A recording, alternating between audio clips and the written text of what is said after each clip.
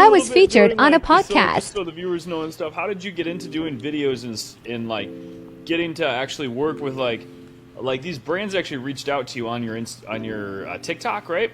Yeah. Mm-hmm. Wall, like how did you even get into that avenue? Because Didn't I don't even know start, right? Okay, so I was 3 years old.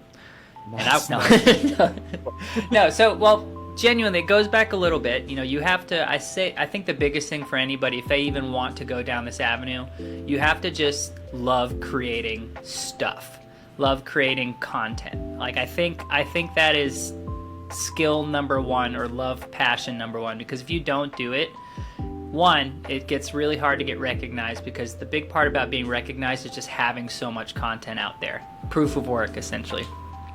So I love doing that, whether it was like my own stuff, silly videos, putting out music and songs. You know, it was close to 1,000 videos before I had my first thing, you know, so that, and first project. And you take a lot of free projects. So there was a time in my life, probably about maybe 5 years ago, I was like, you know what? People aren't paying me to do stuff right now. I'm going to do a year's worth of free projects, because one, you're really not as good as you think you are. If you're like, oh yeah, I could make something, you know, Mosinee Brewery, right? That started as a free project and eventually was paid, but it was like, you know, I was like, why would anybody hire me when I've got nothing under my belt, essentially? So, you know, you do free portraits, you do free videos, you do free this. So I did a year's worth of that just to, because you have to do it. Nobody's just good. And Tim, you know this too. You didn't start out automatically good at, you know, weddings.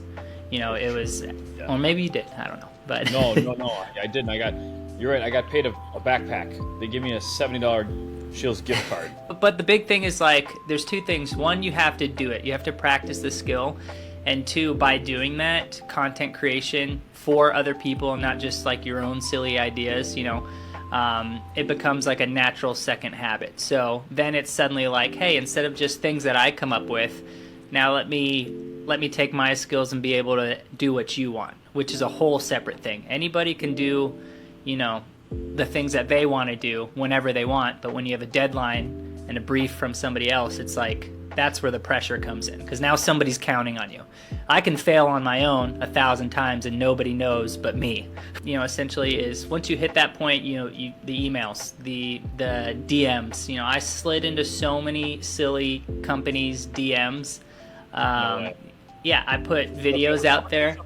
Yeah, what's some dream companies you hit up? Like, were you hitting up like, hey, Calvin Klein, need a new underwear model? Like, all the dream companies I hit up didn't answer me.